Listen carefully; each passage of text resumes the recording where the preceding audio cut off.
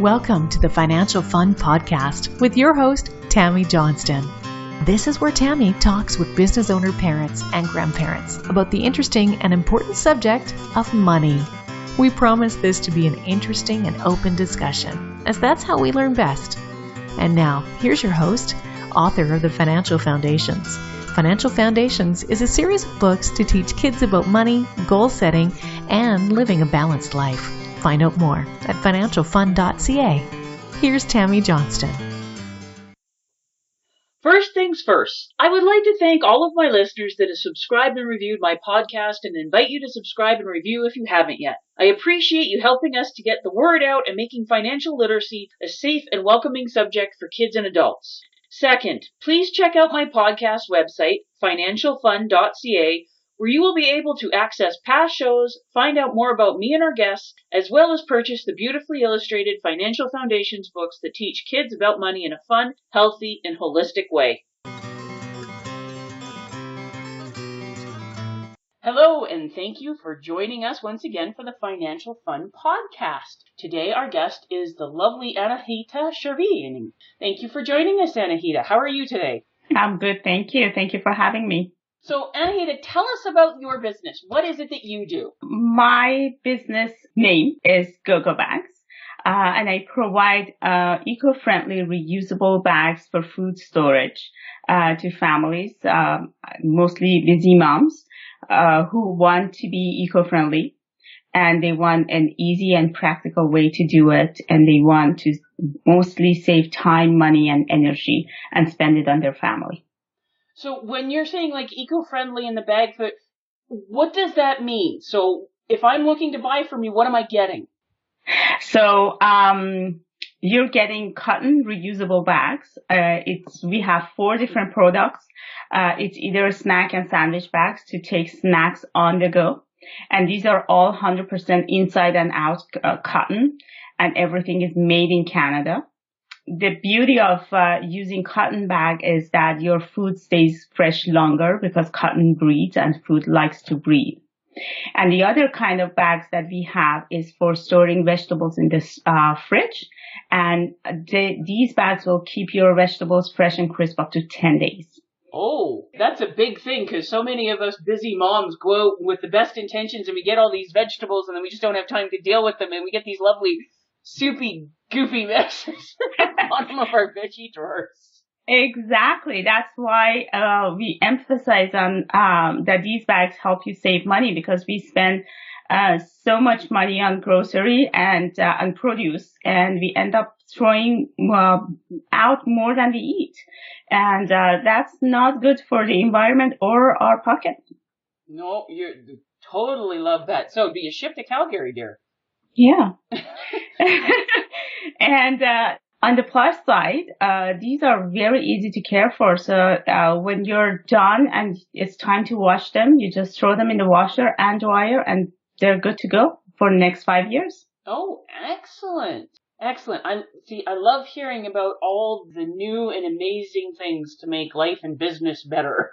Yes, thank you. And what is your family situation, Anahita?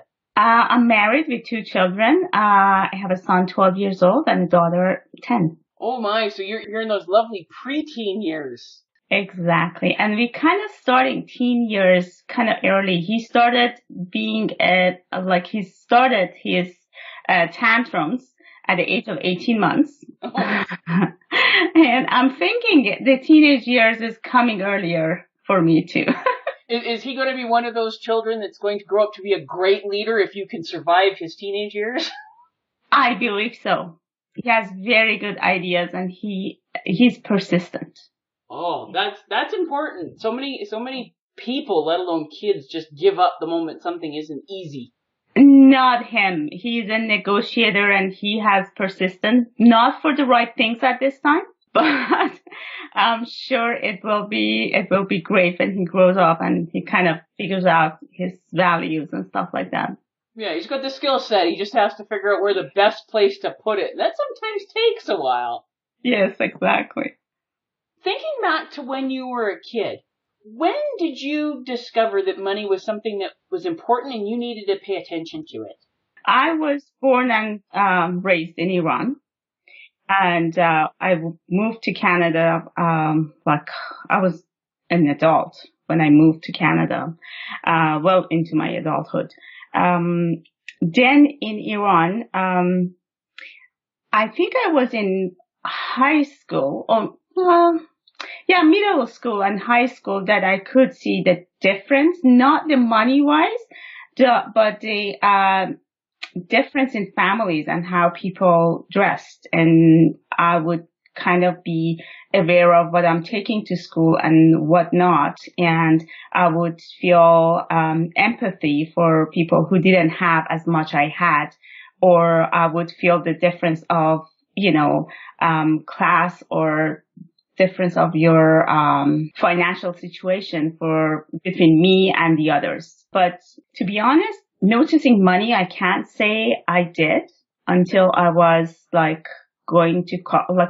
I was 18 and I started working.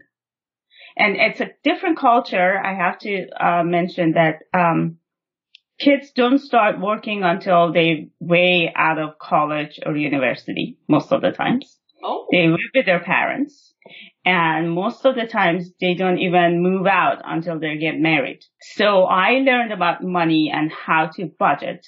I was 19 and I was working.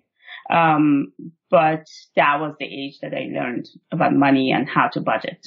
I was very good at it. Hey, you know what? That's a good and important thing. So question, growing up in Iran and then moving to Canada as an adult and now raising children in Canada, what are some of the biggest differences in terms of how money is thought about and talked about and handled between the two cultures? Oh my God, I have difficulty understanding it myself, let alone teaching it to my kids. One of the things is that, when I was a kid and I was in Iran, you wouldn't see toys in grocery stores. There was a toy store separate, and there was not that many of them. You wouldn't walk in a department store or a grocery store and you would be bombarded with all these gadgets and toys and stuff like that. It's completely different here. You can't escape anything. The other day, my son was saying, can you stop at 7-Eleven? They have this fidget spinner that I want. I said, 7-Eleven is not a place to sell fidget spinner, but they sell. Yep. One of the problems is that I have to kind of manage my way around it. And the other is that, not now, but then when I was living in Iran and I was learning about budgeting and finances, I was dealing with cash. And I had this called envelope budgeting. Mm-hmm. I had these envelopes and I always felt abundant. And I always had money for everything that I wanted because I had these envelopes and I had cash to put in all of those. Living on spending on credit card kind of pushed me out of my balance. I can be unbalanced. I have to be using different tools to be able to get myself on budget and on discipline. And that's something that I struggle with personally. But teaching about money, I have to my kids. I'm very open-minded, so I have a tough time being organized to give them allowance, and I don't believe in allowance that much. But they get with their birthday money and their Christmas money or our New Year money, we kind of sit and talk about how you save, how you give away, how much you give away, what do you do with your money. It's a very open topic in our house. Which is wonderful, but still extremely rare. Is it? Oh, it is. What I have found, being in the industry and teaching and doing all this stuff for the past 24 years, is money is a more taboo subject than sex. I understand. Yeah. I can see that when it comes up, when, different friends and family members are around. Now I get at why they don't feel comfortable. So, like you said, one of the issues we have now, and it's definitely here, and I don't know that many places around the world, but how it's different from when I was a kid, like, not even just the fact that I grew up in a very rural area, but no, we didn't, like, we had, like you said, grocery stores, and a toy store was a rare thing, and it was completely separate. And now we have, like, the superstores where you can get pretty much everything, or the Walmart supercenters, and 7-Eleven used to be just for like your slushies and things like that. Now you get fidget spinners and gift cards and prepaid phones and everything else under the sun, it seems. I know, yeah. That makes it very difficult to kind of raise kids who are content with what they have. Well, everything about our society is set up to get people to feel unhappy with where they are, and if you buy this, you'll feel better. It's very market-driven by making people feel inadequate. Unfortunately, I agree, yeah. So it's always the challenge. And with having your two kids, and they're old enough to be aware of things, what are the questions they're asking, and how are you seeing them respond to money and all the messages around them? They don't see the value of money as the way we see it, because they're not making the money themselves. They kind of, and I understand from their point of view, it's very difficult to be a kid in this kind of society and see all different things happening around you, and you want everything. We adults have problems with that, let alone being a kid. Yeah, and every day in school something comes up. Every day something gets hip and they want it, and then we have to go over want and need and how much it costs, and think about, like, if you were going to make $10 an hour, how many hours you had to work to get that money to spend on this thing that it will be garbage next week. Yeah, because you'll want the next new thing. Exactly. And they as soon as they get what they want, it's like the other best thing. It's like as an entrepreneur, I always watch out for the shiny object. Mm-hmm. This is it for them. They work so hard to get that fidget spinner. And then 2 weeks after, fidget spinner is an old school, fidget toy. Oh, so they're already out of style, are they? They almost is out of style. And then now they want the fidget block that has lots of clicks on it. Like, it's never ending thing. And I know it has an age. Like, when they were toddler, they were like super hip about Superman and then superheroes, and then it turned into something else. I know it will end, but the culture and the thinking behind it, I'm worried about that. That they kind of know that if they have the money, if they worked for it, for like some difficult chores that they have to do around the house, or they had birthday money, they can get these kind of stuff. But I see a challenge that they're kind of relying on the money that they haven't earned yet. In their head, they're spending money that they don't have on the things that they want. Yeah, for right now, so they're already being sucked into the get into debt trap. Not both of them, but I can see that the other person will follow. So do you find that your two kids have very different money personalities, or are they relatively similar in how they think and do things on that subject? I believe they have different money personality. I'm not going to mention who and who, because then I have to pay for it if they listen to this podcast. But one of them is very adamant to save the money. Mm-hmm. And spend it quickly, but very aware of his or her money issue. The other one doesn't spend money, but doesn't know how to save either. Like his money lies around, and when you ask what happened to it, have no idea.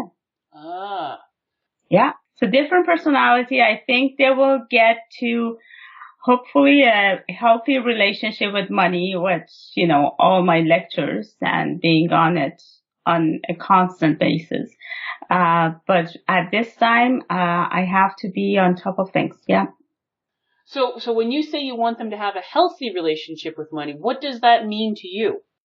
That means to me that I want them to, first of all, feel right and happy to make money. Like, I don't know, at olden times, they taught us like people who have money, they didn't make it the right way and stuff like that. And money is dirty. I don't want them to feel that way. I want them to feel good about themselves making money. At the same time, I want them to feel at the same time that they save money, I want to enjoy their money too, because they can go both way can be wrong. There need to be a balance. I've seen people, in my life, way older than me, families that, they had a lot of money. But if you looked at them, you would think that they're living in poverty. The money was there for their, grandkids and great grandkids to be used, not themselves. And I don't think that's the right thing. At the same time, people who earn money and lose their money immediately, that's not healthy either. So there needs to be a balance of saving money for future and enjoying it right now. Oh, very, very much so. And like when you're talking about the negative beliefs that people have about money and stuff, like one of the things that I heard, not so much at home, but it was definitely a very common saying in the community and that when I was growing up, that like money is the root of all evil. And yeah, like you said, people believing that, well, people that may have a lot of money obviously couldn't have earned it. Like honestly, they had to pay somebody off and things like that. And then these people grow up having these very mixed messages. They want money because they want to be able to have the nice house and go on the vacations and do the things. But then they also have this very conflicting belief that, well, money's bad, and if I have money, then that makes me bad and stuff. And then they wonder why there's so much torment in their lives. True, exactly. Like, I haven't heard it in my family either, but it was kind of implemented in the society. Like, you could feel it in people's eyes or talks that came up. And so, yeah, we need to be aware of the balance so that, yes, it's okay to make money and as long as you're doing it honestly, and yes, you can do it honestly, and exactly, yes, you can enjoy it. Like one of the things, like my grandparents worked so hard, like they were always working, and we found out after my grandfather passed that there actually was quite a bit of money, but they never spent any of it on themselves or like went on a vacation or did anything other than work and live in this very scarcity mindset. Yeah, that's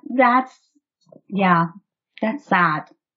I think people need to, I don't know, it's abundance, right? And you don't need a lot of money to feel abundant. You just need to, I don't know, somehow, be able to see the value of what you have in your life and be able to enjoy it as whatever you have, right? Yeah, it's a balance for enjoying now and preparing for the future. Exactly. That comes too. Yeah. Because what I'm seeing more and more is you're not seeing many people in the middle anymore, like that are the balance. It's one or the other. Like you'll get the money hoarders and stuff, the ones that save everything for the future and we can't spend anything now because who knows what's going to happen.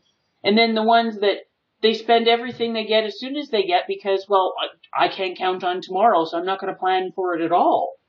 Exactly. It's one side or the other I'm finding more and more of.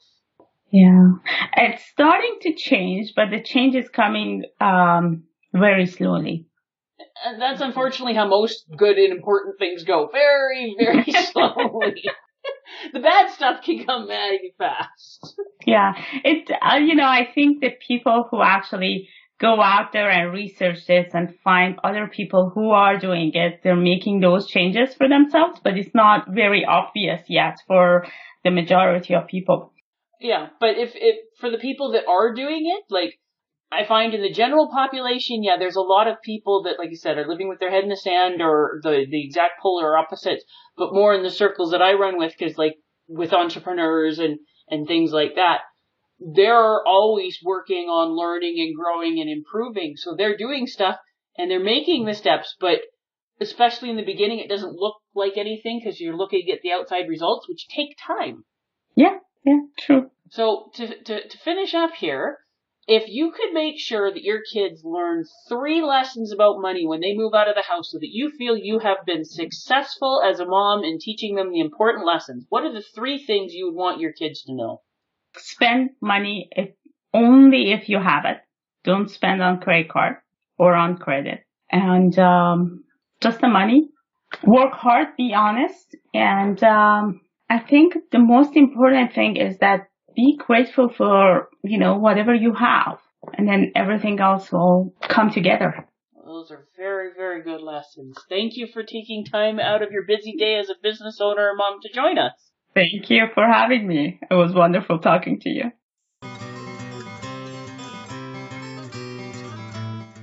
Before we leave each other, I would ask all of you listening to please subscribe to and rate my podcast. A review would be most appreciated and feedback is always welcome. Whether it be a comment, future topic suggestions, and or questions you or your kids would like to have answered in the Ask Tammy column on the financialfund.ca website. Please feel free to check me out on Facebook at Financial Foundation's Children's Books, on Twitter at Financial Fun, and Instagram at financial.fun. Thank you for joining us for this episode of the Financial Fun Podcast. Join Tammy Johnston again next week. For more information, please visit financialfun.ca.